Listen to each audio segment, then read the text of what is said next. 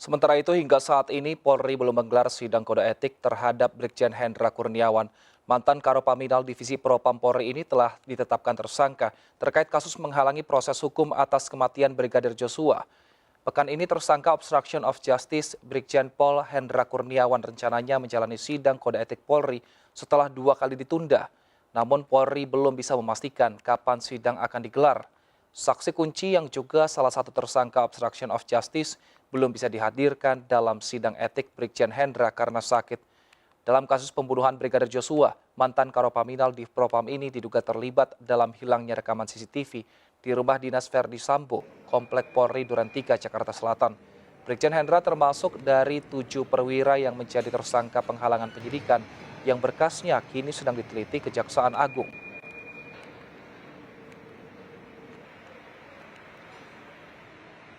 Tentunya kan sangat tergantung pada kondisi AKBHK ya.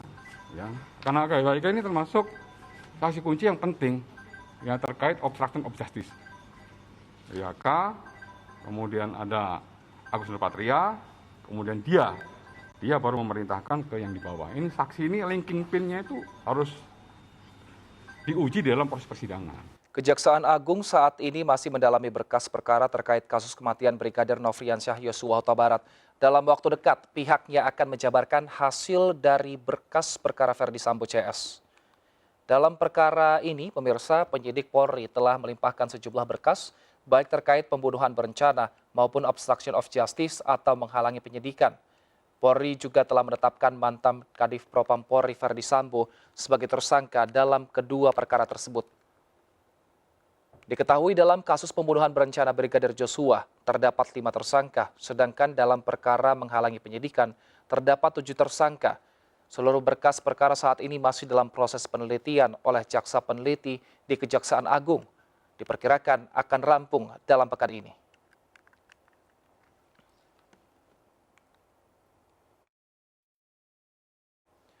Untuk mengetahui sudah sejauh mana proses berkas perkara Verdi Sambo CS, kita telah tergabung bersama dengan Kevin Pakan di Gedung Kejaksaan Agung Jakarta. Selamat sore Kevin, seperti apa perkembangan berkas perkara Verdi CS?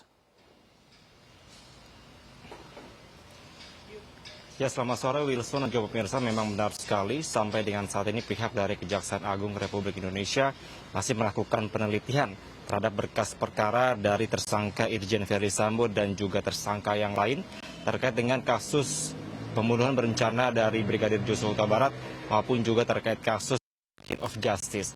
Wilson dan pemirsa, tadi kami sempat mengkonfirmasi kepada Kepala Pusat Penerangan Hukum dari Kejaksaan Agung Republik Indonesia, Ketut Sumedana, yang menyatakan bahwa memang sampai dengan saat ini semua berkas perkara masih dilakukan oleh pihak Kejaksaan Agung.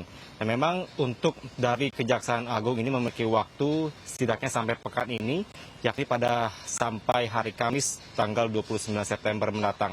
Namun demikian, tadi pihak dari Kabus Penkum menyatakan bahwa tidak menutup kemungkinan akan ada percepatan waktu, di mana esok hari rencananya akan dilakukan atau disampaikan begitu kepada publik terkait dengan hasil dari penelitian dari berkas perkara tersebut.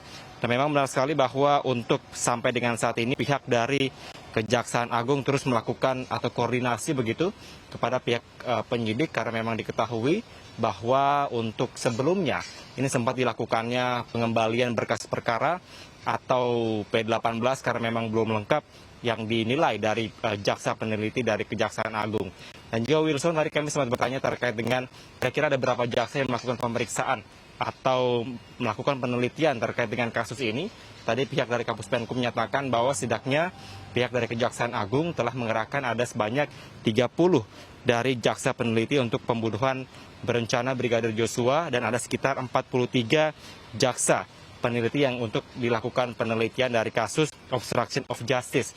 Untuk itu ada sekitar sebanyak 6-7 jaksa yang dikerahkan untuk melakukan penelitian dari berkas perkara tersebut.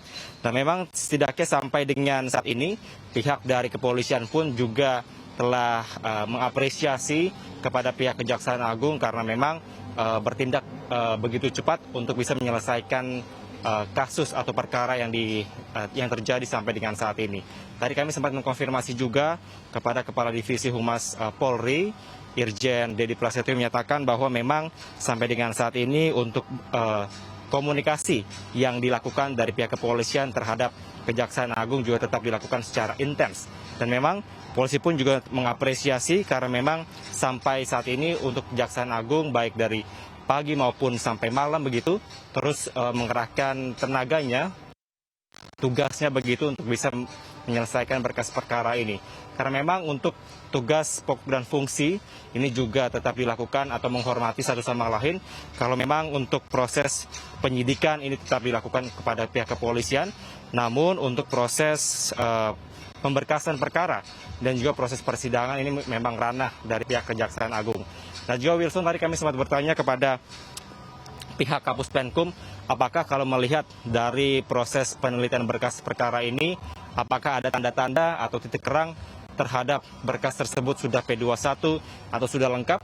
Tadi pihak dari Kapus Penkum menyatakan bahwa memang kemungkinan ini untuk dari berkas tersebut sudah P21, namun sampai dengan saat ini kami masih menunggu Wilson dan pemirsa untuk lebih detailnya, lebih secara resmi begitu, karena memang rencananya untuk esok hari pihak dari Kapus Penkum akan melakukan konferensi pers kepada masyarakat terkait dengan hasil dari penelitian berkas perkara ini. Sementara itu Wilson. Baik Kevin, beberapa saat lalu sebenarnya penyidik sudah pernah menyerahkan berkas kepada pihak Kejaksaan Agung namun masih P19 atau dinyatakan tidak lengkap. Apa yang membedakan berkas yang waktu itu hingga berkas yang diserahkan baru-baru ini ke pihak Kejaksaan Agung sehingga dinilai lebih lengkap tadi? Ya memang benar sekali terkait hal tersebut. Tadi pun juga kami sempat mengkonfirmasi kepada Kapus Penkum yang menyatakan bahwa untuk berkas yang dikembalikan tepatnya di tanggal awal 1 September 2022 lalu itu merupakan berkas perkara terkait dengan kasus pembunuhan berencana terhadap Brigadir Joshua. Dan memang itu dinyatakan tidak lengkap karena memang pihak dari Kejaksaan telah melakukan screening, telah melakukan pemberkasan apakah lengkap atau tidak. Itu terkait dengan berkas dari pembunuhan berencana. Namun tadi pihak dari Kapus Penkum menyatakan bahwa setidaknya sepekan atau 2 pekan yang lalu untuk berkas dari obstruction of justice ini baru saja diterima oleh pihak Kapus Penkum dan memang sampai dengan saat ini proses penelitian masih dilakukan.